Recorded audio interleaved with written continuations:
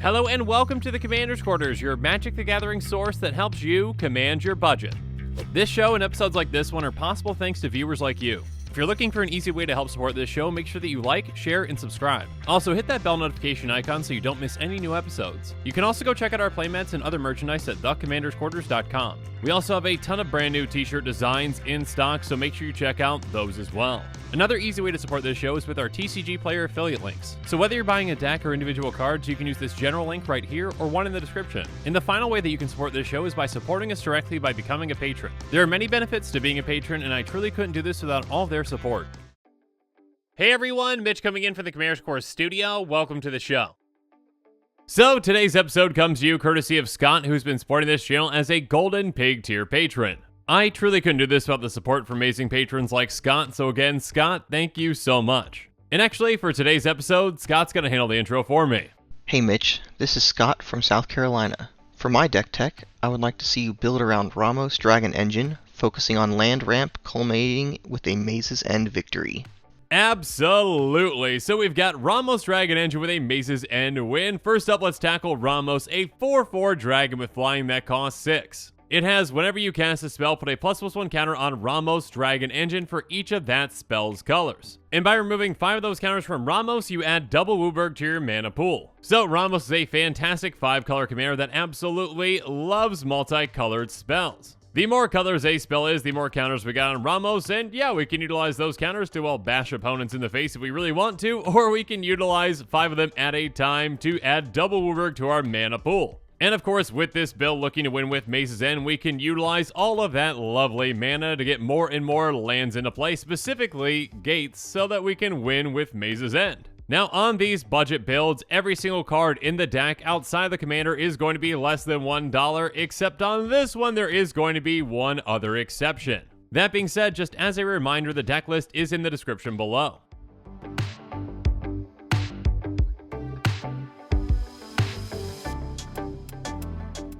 And of course, that exception is made for this deck because the Golden Pig of this deck, the #1 card out of our 99, is of course, well, Maze's End. Maze's End is an incredibly unique land. It enters the battlefield tapped and it can tap for a colorless. On top of that, by paying 3 and tapping it, we return Maze's End to its owner's hand and we search our library for a gate card, put it on the battlefield, then shuffle our library. If we control 10 or more gates with different names, we win the game. So Maze's End is a win condition that can actually help get the pieces for the win condition into play for us. Now, that being said, obviously, just with Maze's End itself, that would take quite some time to get all the gates that we need to win, so of course we've got plenty of other ways to get those cards into play, and then we can activate Maze's End for that victory.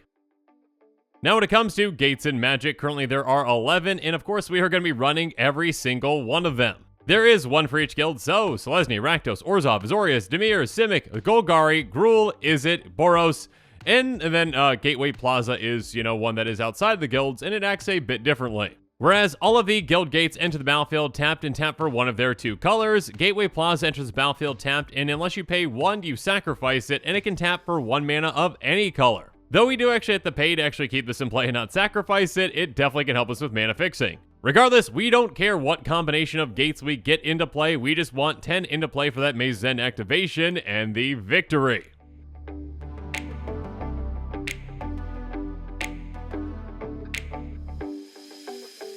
So of course, we're going to be running plenty of ramp in this deck, and actually some pretty specific ramp, because we're going to be running cards like Reap and Sow, Circuitous Route, and Hour of Promise. Reap and Sow says choose 1 destroy target land, or search your library for a land card, put that card into play, then shuffle your library, and we can also entwine this if we want to.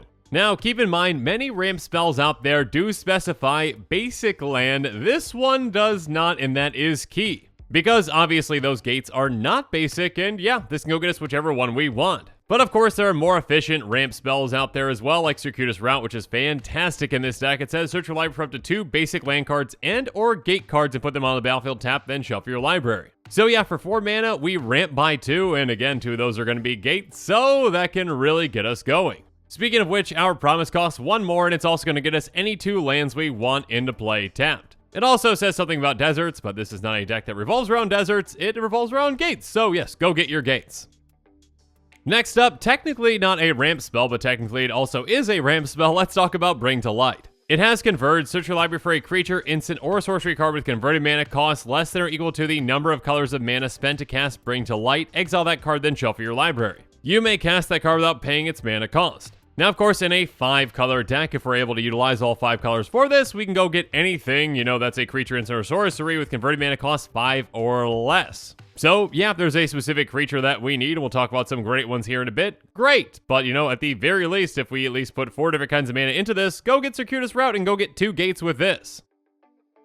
Moving on, we've also got more cards that can help us get gates with Open the Gates, Sylvan Scrying, and Nylea's Intervention. Open the Gate says search your library for a basic land or gate card, reveal it, put in your hand, then shuffle your library. For just 1 mana, yeah, setting ourselves up with a gate can be fantastic. And of course, 2 mana is good as well with Sylvan Scrying. Search your library for a land, reveal it, put in your hand, then shuffle your library. But a way to get a ton of gates into our hand is Nylea's Intervention. It says choose 1, search your library for up to X land cards, reveal them, then put them in your hand, then shuffle your library. Or Nylea's Intervention deals twice X damage each creature with flying. So if we desperately need to take out some flyers, great. If not, go get a ton of gates. Moving forward, we even have some creatures that can help us get gates with Gate Creeper Vine, District Guide, and Realm Seekers. Gate Creeper Vine says when it enters the battlefield, you may search your library for a basic land card or a gate card, reveal it, put in your hand, then shuffle your library.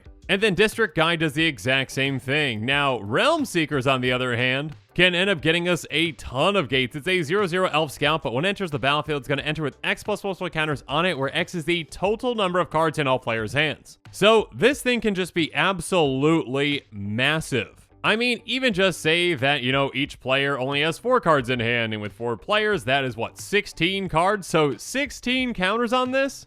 And again, if everyone's got a full grip, that's 28? So yeah, I mean, this thing can get massive easily. But aside from just being a massive creature that can hit very hard, well, we can pay 2 and agree and remove a ++1 counter from Realm Seekers and search our library for a land card, reveal it, put in our hand, then shuffle our library. So this can help us keep tutoring again and again and again to get those gates into our hand.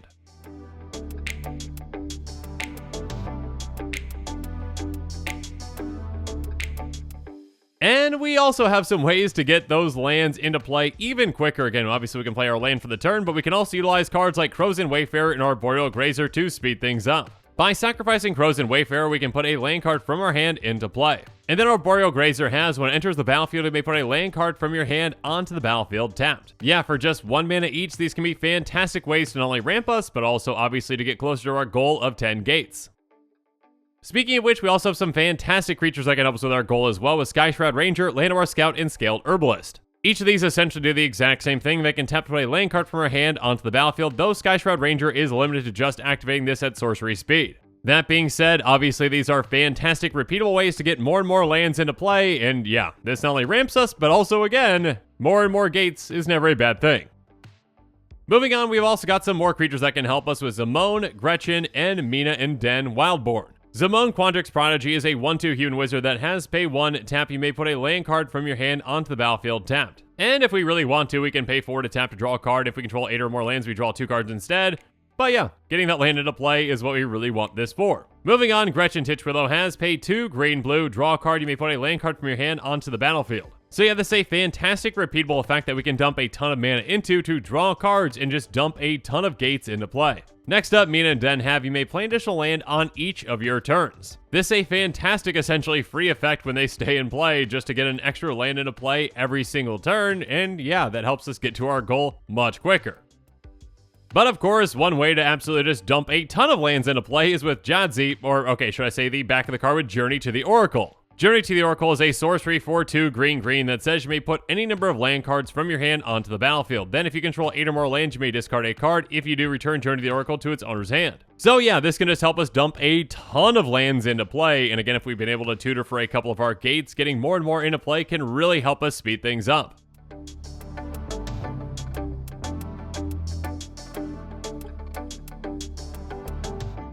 And speaking of speed things up, of course, we've got even more ways to get more lands into play with cards like Enter the Unknown, Broken Bond, and Explore. Enter the Unknown's going to have target creature we control Explore, and then we can also play an additional land this turn. So yeah, with an extra land in our hand for just 1 mana, this can ramp us. Next up, Broken Bond says destroy target artifact or enchantment, you may put a land card from your hand onto the battlefield. So this can help us take out one of our opponent's pesky artifacts or enchantments, while also getting us closer to our gate goal. Speaking of which, there's Explorer, which says you may play additional land this turn, draw a card. So this not only replaces itself, but it also helps us ramp as well. Speaking of which, there's Grow Spiral, which essentially does the exact same thing but in a different way. It's an instant that says, draw a card, you may put a land card from your hand onto the battlefield. And then Scale the Heights can help us out as well. It says, put a +1 counter on up to 1 target creature, you gain 2 life, you may play additional land this turn, draw a card. So obviously this does a lot of things for us, but most importantly, it lets us get that extra land into play. But in an even bigger way, there's Journey of Discovery, which says, choose 1. Search your library for up to 2 basic land cards, reveal them, put them in your hand, then shuffle your library, or you may play up to 2 additional lands this turn. Obviously, the option that we want to choose the vast majority of the time is that second one, but we can also entwine this if we really want to. Next up, we've also got some ways to generate even more card advantage while getting lands into play with cards like Eureka Moment, Urban Evolution, and Escape to the Wilds. Eureka Moment says, draw 2 cards, you may put a land card from your hand onto the battlefield. And then Urban Evolution does the exact same thing but at sorcery speed, and it's draw 3 cards. Escape to the Wilds can help us out even more though. It says, exile the top 5 cards of your library, you may play cards exiled this way until the end of your next turn, you may play additional land this turn. So this is basically Impulse Draw 5, and again, although that is temporary card advantage, it can still really help us out.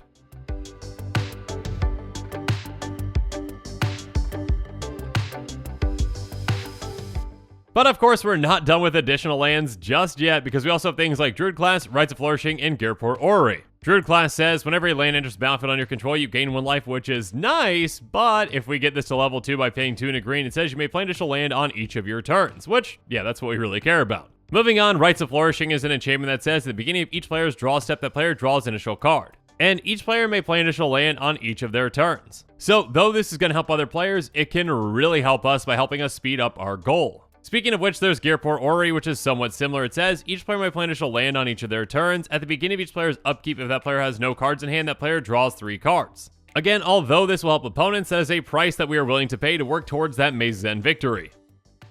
And finally, we've got Court of Bounty, an enchantment that says, when it enters the battlefield, you become the monarch. And at the beginning of your upkeep, you may put a land card from your hand on the battlefield. If you're the monarch instead, you may put a creature or land card from your hand on the battlefield. Now, adding in the monarch can definitely be a great way to generate extra card advantage. I mean, we do have Ramos, which can definitely swing and hit an opponent a lot of the time. So yeah, monarch can definitely help us out. But of course, on top of that though, the important thing with this card is that no matter if we are the monarch or not, we can put a land into play at our upkeep. So that's just yet another way to get even more lands into play quicker.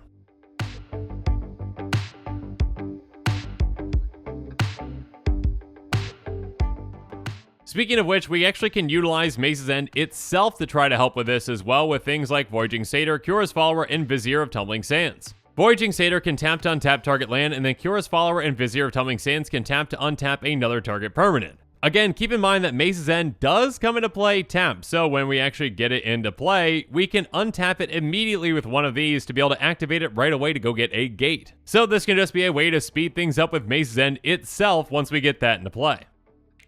So of course, in a very similar way, we're also going to be running Kelpie Guide, Clever Conjurer, and Unbender Tine. Each of these essentially again does the exact same thing, tap to untap another target permanent. Though Clever Conjurer can only be activated at sorcery speed, but that's okay.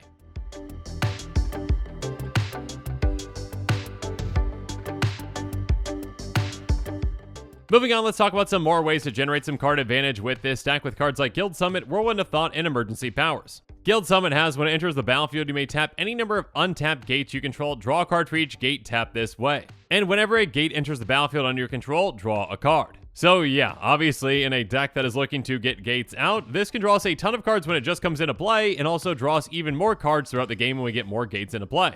Next up, Whirlwind of Thought says, whenever you cast a non-creature spell, draw a card. We have a ton of non-creature spells in this deck, and yeah, this can draw us a lot of cards throughout the game. Next up, Emergency Powers says, each player shuffles their hand and graveyard into their library, then draws 7 cards, exile Emergency Powers. And if we cast this spell during our main phase, we can put a permanent card with converted mana cost 7 or less from our hand onto the battlefield. So this can be a great way to reset hands and graveyards, and again, if you did cast this during your main phase, and you really want to get another gate into play if you draw into one, cool, you can do that. But we can also make sure that we can get our gates back though with cards like Wildest Dreams and Naya Charm if they are ever dealt with, or if Maze's End is dealt with. Wildest Dream says return XR cards from your graveyard to your hand, exile Wildest Dreams. And then Naya Charm says choose one. Naya Charm deals 3 damage to target creature, return target card from a graveyard to its owner's hand, or tap all creatures target player controls. This is an incredibly flexible card that can either be creature removal, it can tap down opponent's creatures to protect us in combat or help us get through in combat, or again, just a great way to get a card back that we need to get back. And yeah, even if an opponent hasn't dealt with, say, one of our Gates or Maze's End, we can just utilize these to get something like Circuitous Route back to then ramp even further and get more Gates into play.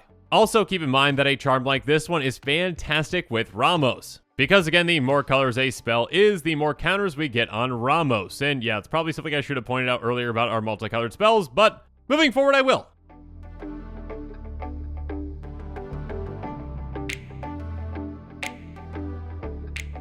So yeah, some 2-color spells that can really help us out are cards like Izzet Charm, Decisive Denial, and Quandrix Command, which can be fantastic flexible counter spells. Izzet Charm says counter target non-creature spell unless its controller pays 2. It also can deal 2 damage to target creature, or it can draw 2 cards and have us discard 2 cards. Next up, Decisive Denial says target creature you control fights target creature you don't control, and good luck to any creature trying to fight Ramos. Anyways, it also says counter target non-creature spell unless its controller pays 3. And then Quandrix Command says choose 2, return target creature, planeswalker to its owner's hand, counter target artifact or enchantment spell, put 2+1 counters on target creature, or target player shuffles up to 3 target cards from their graveyard into their library. These are all very flexible cards that can help us out in a lot of situations, and yeah, just having flexible counterspells like these can really be impactful in the right circumstances. But of course, we're not done with our charms just yet, because we're also going to be running Abzan Charm, Esper Charm, and Sultai Charm. Abzan Charm says choose 1, exile target creature with power 3 or greater, you draw 2 cards and lose 2 life, or distribute 2+1 counters on among 1 or 2 creatures. So this can be removal, card advantage, or again, essentially just, hey, get 5 counters in total on Ramos for that activation. And then Esper Charm says choose 1 to strike target enchantment, draw 2 cards, or target player discards 2 cards. So again, removal, card advantage, or, card disadvantage for an opponent if we really want to do that. And then Sultai Charm says destroy target monocolored creature, or destroy target artifact or enchantment, or draw 2, then discard a card. So removal, card advantage. Yeah, each of these are fantastic in this deck. And we're not done with charms just yet, because we still have Croesus Charm and Jund Charm. Croesus Charm says return target permanent to its owner's hand, destroy target non-black creature can't regenerate, or destroy target artifact. So yeah, a bounce effect, removal, and then removal. And then Jund Charm says exile cards from target player's graveyard, or deal 2 damage to each creature, or put 2+1 counters on target creature. So graveyard hate, creature removal, or yeah, hey, just 5 counters on Ramos for the activation. And then, not a charm, but still a multicolored spell that can really help us out is D-Spark, which says exile target permanent with mana value 4 or greater. There are plenty of powerful things out there that our opponents might have that's 4 or greater, so yeah, get rid of those permanently. Next up, we also have some multicolored board wipes that can help us out as well with Doom Blast, Time Wipe, and Gaze of Granite. Doom Blast says choose up to 1 creature, destroy the rest. So, Ramos, you stay in play, and everything else, you go away. And then Time Wipe says return a creature you control to its owner's hand, then destroy all creatures. So, save Ramos and destroy everything else. And then Gaze of Granite is a very flexible spell that says destroy each non-land permanent with mana value X or less. So yeah, if we want to keep Ramos around, just pay, 5 into that X and take out a lot of things and keep it in play. But we've got even more multicolored spells that can really help us out with Crackling Doom, Decimate, and Casualties of War. Crackling Doom is going to deal 2 damage to each opponent, and each opponent sacrifices a creature with the greatest power among creatures that player controls. So pinging opponents for 2 is nice, but more importantly, this can generally force opponents to sacrifice their best creature. And then Decimate can get rid of a lot of things, that destroy target artifact, target creature, target enchantment, and target land. But then Casualties of War is a bit more flexible, it can destroy even more. It says choose 1 or more. Destroy target artifact, creature, enchantment, land, and planeswalker. So yeah, this is very flexible because we don't have to choose one. Again, if we have the only, say, artifact in play, don't choose it then. Just choose all the other ones.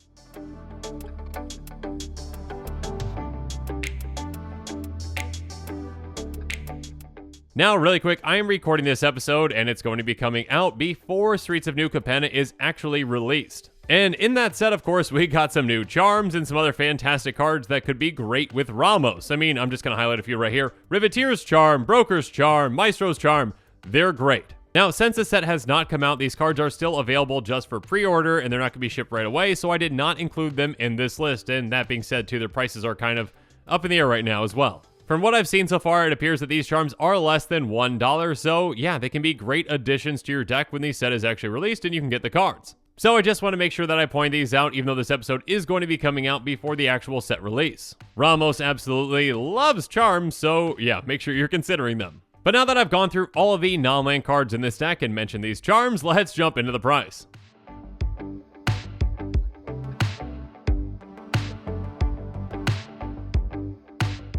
So like I mentioned at the beginning of this episode, every single card in this deck outside of Ramos and Maze's End is less than $1. That being said, Ramos is a $16 card and Maze's End is an $11 card at this point because it recently jumped in price. So yeah, I mean, outside of those, the rest of the deck is very budget friendly. Again, if you take out with those two cards, that's what, 27 out of the 58, so it's like around $30 or so essentially for the other 98 cards. And actually, in those 98 cards, basic lands are being counted at 10 cents a piece with this estimated cost, so yeah, you might have some extra savings there if you already have those. And speaking of potential savings, you might be able to save even more if you buy this deck on TCG Player and utilize heavily played and damaged cards, which of course need a home too. That being said, this estimated cost does not include the cost of shipping, which might vary depending upon where you live. And with that, the show is coming to a close, so it's my turn to hear from you. So in the comments below, let me know what your thoughts on this episode are, and as always, thanks again and have a good one.